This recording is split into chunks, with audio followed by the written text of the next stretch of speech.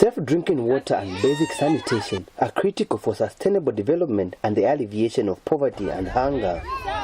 These are key for overall human health and well-being. Realizing this, in September 2000, the world came together through the United Nations UN and started a 15-year ambitious program dubbed Millennium Development Goals MDGs to curb problems of unsafe drinking water and improper sanitation among 8 other goals. Zambia was one of the 147 countries at the time to have signed the MDGs. And as we enter 2014, there's only 1 year left before the deadline for these goals. This report looks at the MDG on water and sanitation. How has the country fared in this aspect? Several local interest groups on water and sanitation are confident that the country will meet the MDG on water. Local government Deputy Minister Nicholas Banda has told TV2 News that the country has met the 2/3 target required to meet the goal on water. I would confidently say that for water supply, we are moving very, very well, and most likely that we will be able to achieve this goal. But I did a random survey around some compounds in Lusaka, and I established that some people are still using shallow wells as source of water. In compounds where tap water is available, water is either rationed or only available at certain intervals. For instance, this tap in Lusaka Bowland compound saves over 200 families. Tapapa twalikuwa na 200 pale tapu yini. Kumanzi tivutika maningi tipeza vimilaini fulu. Sokuti mutape manzi paja bantu wangala bali fulu pena ngukumenya na pale pa manzi.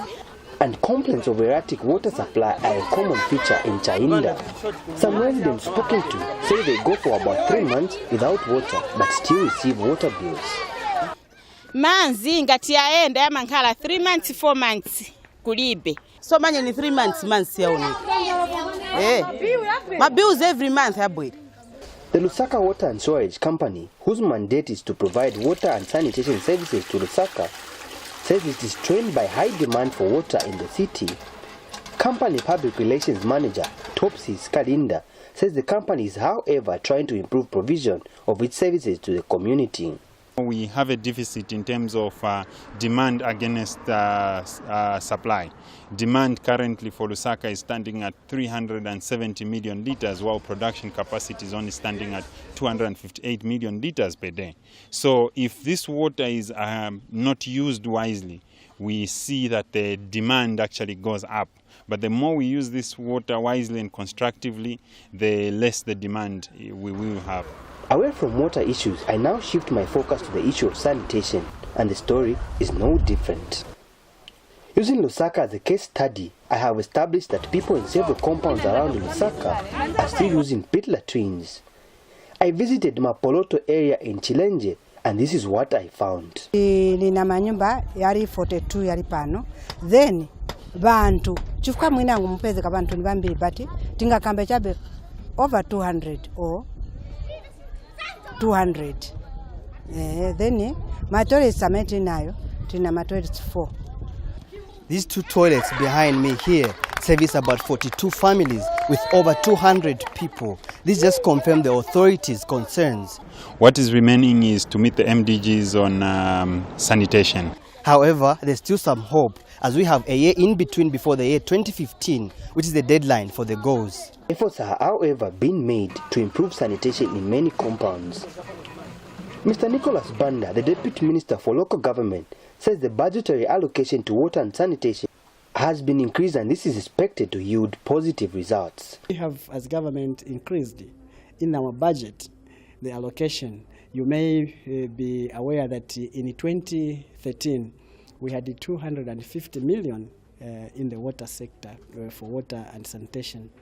But for 2014, which we think actually this government has made a score, we have actually budgeted for 416 million.